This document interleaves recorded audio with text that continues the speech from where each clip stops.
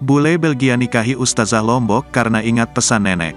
Seorang bule asal Belgia menikahi Ustazah asal Lombok. Keduanya berkenalan lewat chat di aplikasi dan saling menyukai satu sama lain.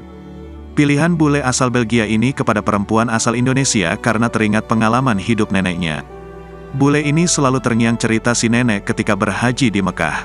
Video bule Belgia nikahi Ustazah asal Lombok ini diunggah oleh akun undercover.id di Instagram.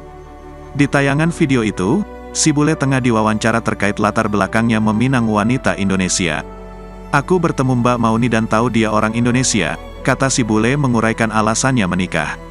Bule ini lalu bercerita, saat melakukan tawaf di Mekah, neneknya dijaga oleh orang Indonesia. Neneknya pun punya kesan bahwa orang Indonesia punya kepribadian rendah hati.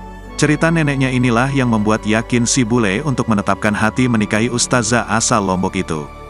"Aku jadi ingat cerita itu, sepertinya ia akan menjadi istri yang baik," kata si bule.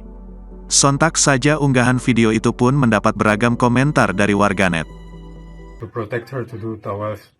And these group of people were Indonesian people. And when she came back to Belgium, to Morocco, she told us this story, and this story always with me. And my grandmother told me that the Indonesian people were the most humble people she ever met in her life. I met Hajja Mauni, and I knew she is Indonesian. For me, it's like, I remember this story, like, she will be a good wife, she will be a good woman. I trust her. Terima kasih sudah nonton. Jangan lupa like, subscribe, dan share ya.